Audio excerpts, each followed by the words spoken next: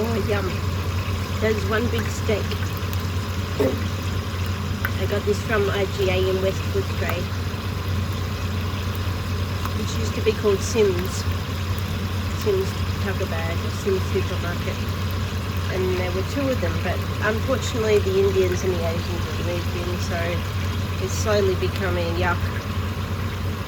And some non-white guy sits out the front, like, just has his legs stretched out in the way. Everyone has to walk around, and it's just getting ugly. Whereas where I was in Ellora in Queensland was totally different. In West Footscray is part of my native area. And anyway, it's going to be good to eat this, but I think I'm only going to get through half of it because it's massive. But I feel really wealthy to have meat. I don't cook any vegetables because there's just nothing in them, and it's no point. It's just plants. I don't know why people eat it, but anyway. So, and yeah, I'm not thin, but I enjoy potato, so it's probably part of my problem. But I got my water. This is the little unit that I'm in. I've got all my stuff over there. And I got this little printer, Canon TR160. It's a tiny printer. It goes by a battery, and it doesn't need to be plugged in. That was to get it charged up to start with, but once it finished printing, it turns off. And yeah, it's really cute. It folds right down, like it folds. See, it just closes. It's really, really cute. It's a really good printer. I like it. I'm really happy I got that. It was expensive for something like that, but I believe that it was worth paying to get it.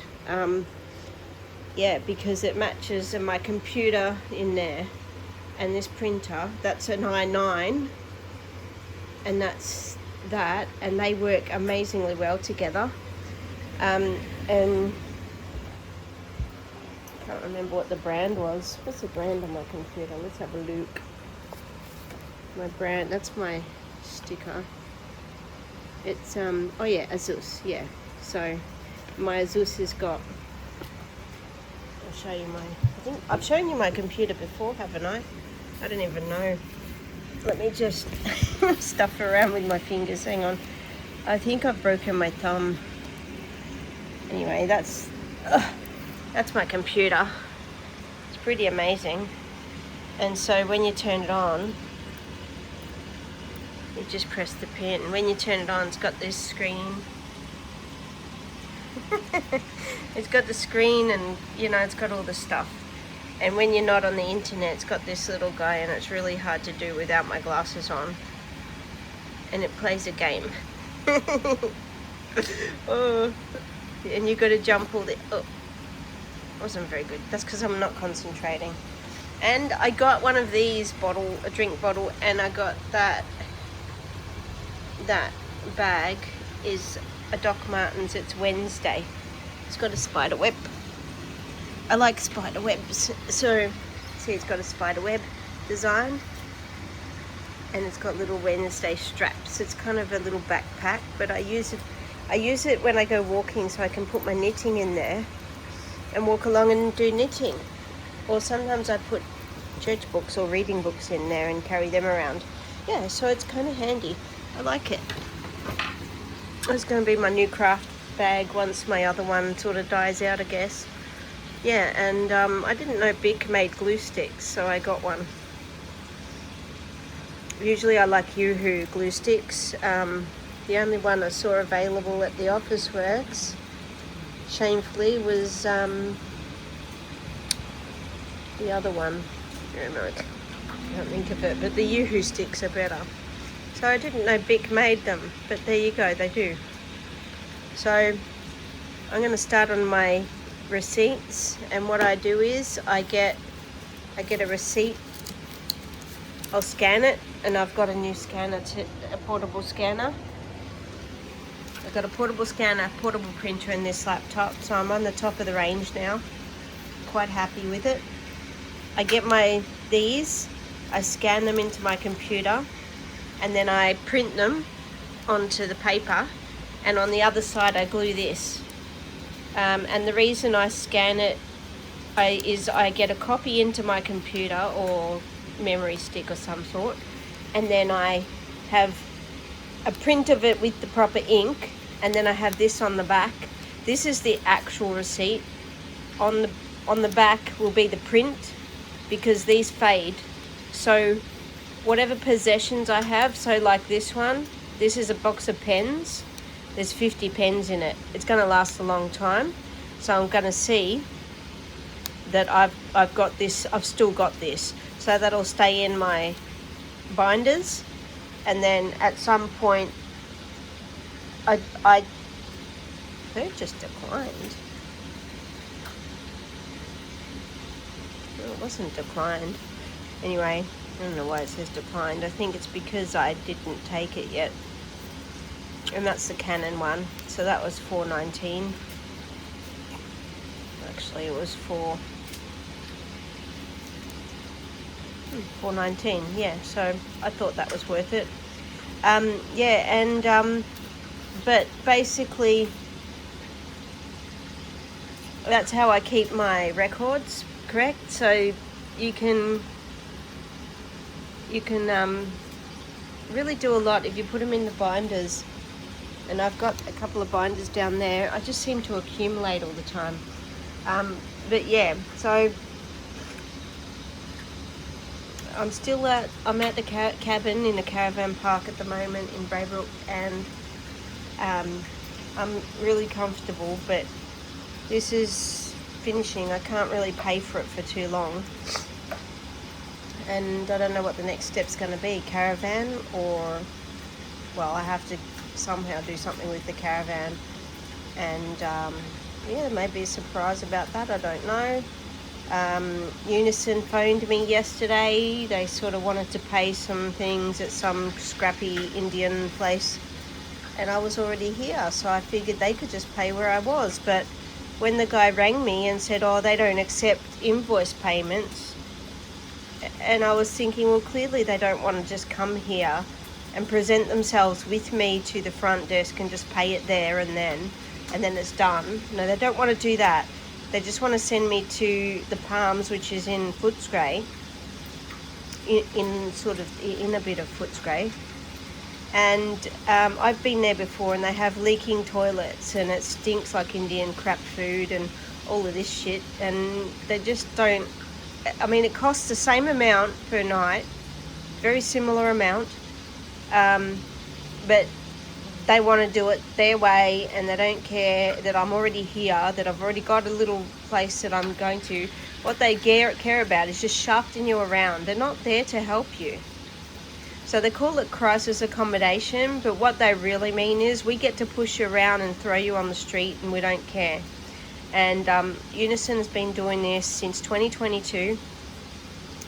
The Department of Housing has been helping all the, like, you know, foreigners and whatnot, and Aboriginals are also foreigners, so they're helping them. But when it comes to our people, they drag their feet for 20 odd years and let people stay in the city on the ground, on the concrete and whatever. And I mean, there's so much land out there. There is so much land and so many homes just gone, like, to rubble.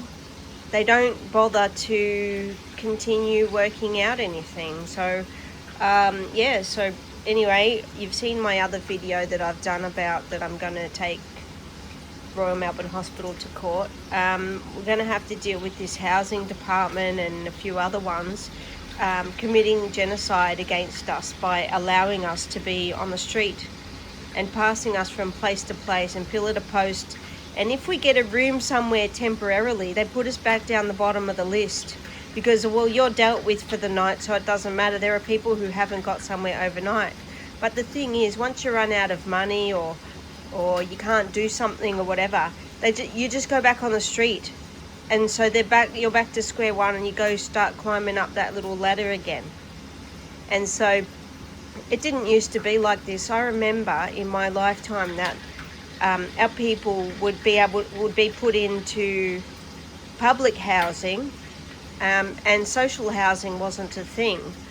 They started selling off all our stuff, and instead of replacing it with new and updated ones and moving them around and getting new ones in different places and whatnot, they've allowed it to be social housing instead, which means you've got a private landlord who is accepting lesser of rent in exchange, and their service is just as shit.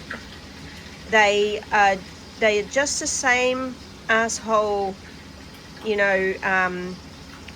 rental providers, and it's just the same asshole departments that don't do shit and they don't care about the people. And so I asked when I was at the Grand Hyatt, this is really interesting video. I make all these really weird shit videos, but hopefully it helps people to realize there are some of us doing things. It's just that you're treating us like fucking selfish individualists, and you think we can all do it by ourselves, and we can't. We have to be a people. So anyway, back to the Grand Hyatt. I talked to them there and I said, look, I've got a really great idea to help homeless people. And I said, well, because I know really extremely well what goes on, I know how it's working, I know how it used to work, and how it works now is shit. Total shit. Okay, sorry about the language, but there's no other explanation. I get so passionate because it's fucked.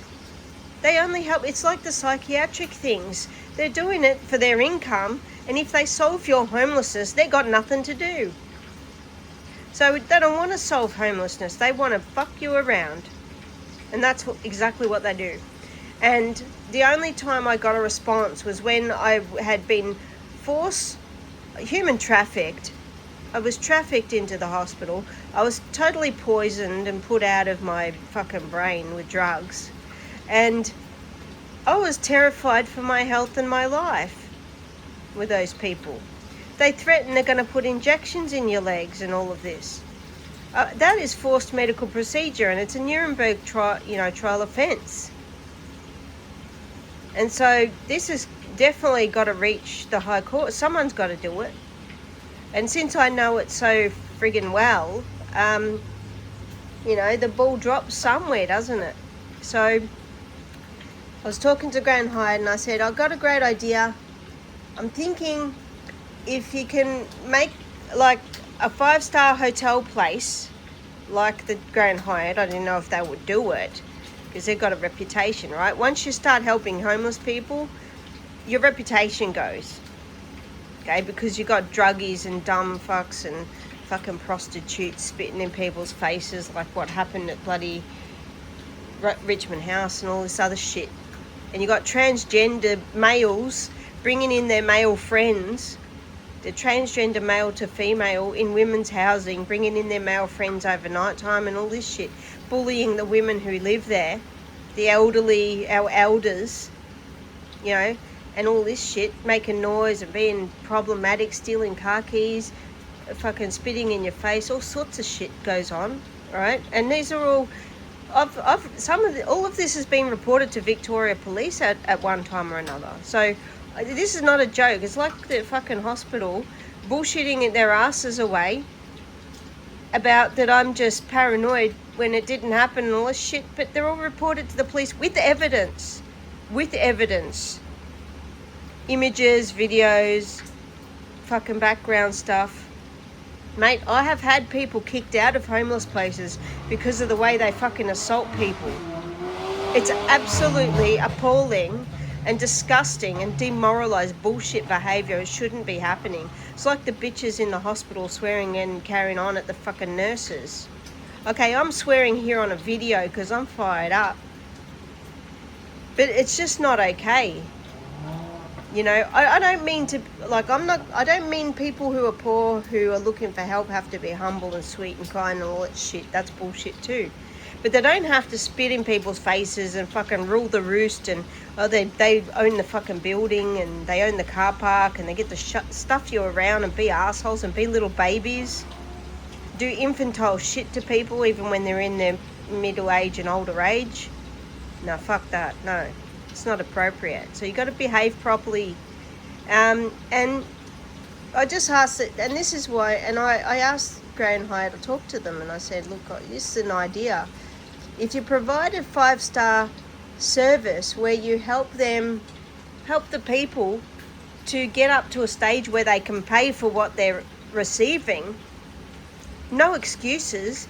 If they don't do it, they just leave again, because you can't just fund them forever. And they said, oh, the problem is you get people just using it, like just abusing the service. And I'm like, yeah, but you give them a bit of time to see if they're going to progress. Because from what I observe, it takes about 6 months to sort of come out of survival mode. This is what I call survival mind, and it takes about 6 months-ish, and then after that you start to go, okay, I'm all right, I think I can do this or whatever. So I would say 3 to 6 months. 3 months maybe for some, 6 months maybe for others. But you're not going to serve a fucking, say for example, you get them to pay a percentage of the room as they progress along, but they must be progressing and must be doing something. If they're not doing it, out you go, keep going. You can't just be serving people all the damn time. I'm not talking about just housing homeless people, not just shove them in a room like Ozanam House does. I don't mean just shove them in a room like fucking Launch Housing does. I don't mean any of that shit. I'm not talking, and I don't mean to be nasty about Launch Housing. They've been fantastic with me. They helped me with a lot of things, and they were really fantastic. But even those staff there will tell you, if they're being quite honest, they don't have resources to do what they need to do, and they don't have the staff, and it's just it's a really dog eat dog. There's no heart in it. Once you get in it, you realize very quickly there's no heart in this shit, and so my proposal is an idea for a 5-star establishment, as an example of the Grand Hyatt, but it could be anyone. And you don't just put homeless people, but you put other people there as well. And these homeless people who go in there must participate in activities that will produce for them an income sufficient to pay for that room, to pay for their laundry, to pay for their food. Because the model of a 5-star hotel is you get a room, you can get a membership in the food part. There's a food part or whatever. In the Grand Hyatt, it's a Grand Lounge, and you pay for your laundry, you pay for your other food. So if you want special food, it depends. If they have to make an adjustment, they will, and they've done that for me for 6 months or something, for a long time. They've done really, really good work with me. I really appreciated their putting up with me, and yeah. So I mean, but this sort of just going into a caravan park and just living like that, I've seen that, and it helps some people who needed a stint in between things, and they go there, they're very productive while they're there, and they quickly move on. But you get a whole heap of people who are just older, and maybe not even older, some younger people too, just take drugs, or they just socialize and they just live there. It's just like slumming it. That's not what I mean. I don't mean allowing people to just slum it. They must be producing to a stage where they can afford that room outright fully. And that's talking, you're going up $450 a night, for example, for I wouldn't expect them to have to do $400 a night, but I would expect them to have to be able to do all the nights eventually, so it goes up in increments so that they get productive and do stuff. Do something online, start making things. I make teddy bears. Do something. Just pick up something and start. Do some prayer things, church things, do some writing. Do something. You got $400 for a printer, and that's a $4,000 computer, by the way, $4,500. damn good computer. I mean, it's fucking magnificent, and that caters to my disability. So it's a very quick computer, and it produces where I can't. Okay, and so like it's got, you know, it's all touch screen. It's fucking fantastic. You got to go top range first. Don't go shit range first, because you go shit range first, you get shit, and then it doesn't last, and you end up with a computer you barely can use. You got to go top range first. So don't compromise. I compromised every fucking time, and every time I felt like I was doing something noble, keeping simple and humble and all this shit. That's bullshit, and I'm over it. Okay, when it's time to be polite when I'm around my parents, it's time to be polite when I'm around, you know, professionals. Depends who it is. Some people tolerate swearing, some people don't. It's nicer if you don't. Okay, if you can think of more creative words. Sometimes I just don't care, and I just want to get a message across. You know what I'm saying? So sometimes, yeah, right? I got over that stage of having to be polite and sweet all the time. However, I still get comments that I have excellent manners and I'm very polite and very nice. People just still treat me, you know, really well most of the time. But as I was growing up, I was told time and time again I was extremely polite and great manners, and a few times I've said things around older ladies back in the days when I was quite young, and one of them went, "Ooh, you're sharp," because I said something and it was a little bit, you know, yeah, it was a bit sharp, you know. It wasn't any language, nothing about it, but when I said it, it was kind of cutting, you know. It was a bit sharp, not cutting, but not quite cutting, but close. And yeah, so yeah, I didn't have a real point for the video. I just wanted to connect up and say, don't go for shit first, go for the best first.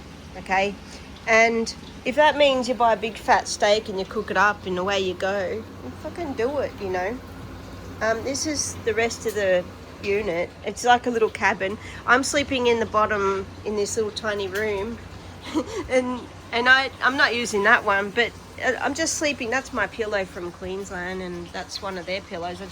I use that because I somehow creep up and up and up, and I end up against the wall. So I put that there and use my pillow. I usually have two pillows, but they're in storage. My pillow I've had for, I don't know, 40 years or something. 30 something years I've had my pillow. And yeah, so neat little kitchen, neat desk there, table. I call it a desk, but it's a table. I got that from Queensland. And there's the matching one over there. And that's, excuse me, that's the little shower, just like my uncle's shower when I was a kid. And I brought the plug in here because I put the plug in and my feet get a nice soak while I'm having a shower. It's really good. So nice. See how nice it is? It's just, this is it's really nice. A little sink. They give you toilet paper, they give you tissues. I mean, that's what I bought that one, but they brought those extras for me. See, extra. And I bought a pack because I didn't know, so you know, anyway, they bought me tissues, which is lovely because I had bought some. So, but it's okay, you know, whatever. And yeah, and so there's car there. Hello car, my old crazy old thing. And yeah, so it's quite nice. I mean, what more can you want? And this is really good. It's 100 and a bit per night, just a bit over 100 per night. But it's all sufficient. Like, it's great. Got an aircon and heater. You can do either. It's really good. So, let me just show you outside. It's really cute. So this is in Braybrook, Melbourne. I think it's called Discovery. I don't know, something like that. So let me just come down here. Ow. So yeah, so this is the little unit, 88. So it's pretty cool. And like there's a barbecue just there, and if you go all the way over down there, down to where that van thing is, and turn right and left, there's a little laundry on the right. It's actually quite a big laundry. Yeah, and down over that way, if you go out there and turn right and go to the front, in the left over there, there's a swimming pool that is heated, and the front office is over there. So yeah, it's quite good. And you see caravans and tents and some people in cabins and different things. Like, it's great. It's really nice, and it's quiet, peaceful. It's really pretty, very beautiful, scenic. You know, it's really, you got trees around and plants, and it's beautiful. It's quite nice. Yeah, so, and right there is a main road. See? But it's not too bad.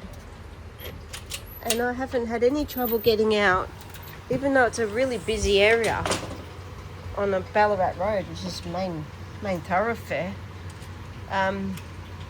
It's remarkably easy to get out from the car park and all of this, so it's nice. Anyway, I won't be here forever. But yeah, you get, I bought that water and the sunlight, but this, that, and these, what's theirs, they put it there. And there's a dish rack, although I had mine in my car, that's my one. But, you know, and you get, all of the stuff is provided, see? I don't know, I didn't really look at much, but yeah. And up here, so plenty of what you need, you know? It's what you need. And up there, so yeah, there's stuff everywhere. It's great. Very neat little place, you know, tea towel. Plenty of space for you to put your stuff in there while you're here. And yeah, so all my stuff from my carload from Queensland. Actually, I put some in the storage, and I'm going to take a few more bits because I know I need to start, packing my caravan and stuff. So yeah, how's my steak going? Oh, it's probably a bit overdone now. I'm just going to turn it over. Ooh, whoops. Oh dear. Oh dear, it's a bit dark. Turn it off. Let it sit there for a minute. It's going to be a bit dry. Damn, I left it too long. Anyway, so yeah. Okay. Have a good one and enjoy. And remember, get the best first. And I lost my Snoopy bottle, and I found one. They're almost run down on having any of them, so I was lucky. But I won't take it around with me because I'll lose it again. There is a golden one. It's kind of got Winnie the Pooh Bear. And I considered that one. It's a bit bright, but it might be good to travel around with. Or I can just use bottles like the Pura. That's one of the brands I like. Pura, Aqua Pura. And Puro is my favourite because that's triple filtered and you can guarantee that's 100% clean. Pura, I always bought Pura until I found Puro, Aqua Pura, and until I found that one. But I still sometimes see it and get it because it's a nice, the bottle's good and it's good anyway. And of course that is Italian food, Italian biscotti, honey ones. They're the only one that didn't have soy in it, so I don't touch soy. If it's got soy, it's just an easy decision, no thank you, end off. Yeah. Right, so yeah, that's it. I don't know what to show you. My food. Oh, it looks really good. Yeah, so alright. Have a good one.